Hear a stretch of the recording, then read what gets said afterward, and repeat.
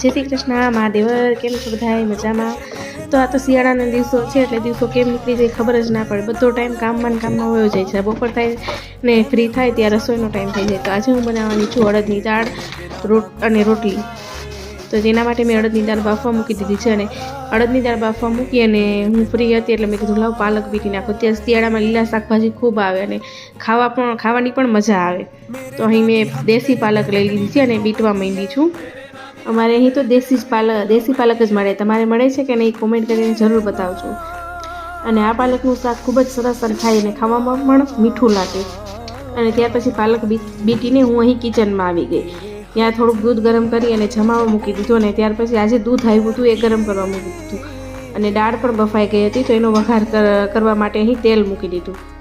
તેલ ગરમ થાય ત્યાં સુધીમાં આદુ મરચાં અને લસણ મિક્સરમાં પીસી લઈશ અને એ પણ પીસાઈ ગયા। હવે આપણે અડદની દાળનો વઘાર કરીશું। એના માટે મેં અહીં ગરમ તેલમાં રાઈ, જીરું, હિંગ અને ત્યાર પછી પીસેલા આદુ મરચાં લસણની પેસ્ટ નાખી દીધી।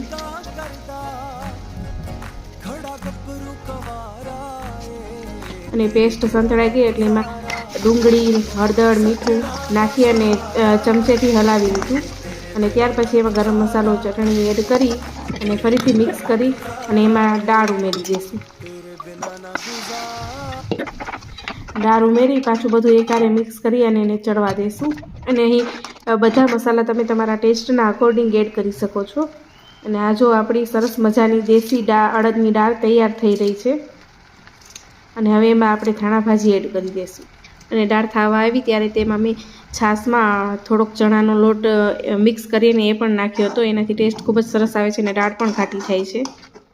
તો આપણી દાળ તૈયાર થઈ ગઈ છે અને આને તમે બાજરાના રોટલી ગમે તેની સાથે ખાઈ શકો છો। Thank you for watching. અને જો વિડીયો સારો લાગે તો લાઈક અને ફોલો કરવાનું ભૂલતા નહીં। જય શ્રી કૃષ્ણ મહાદેવ।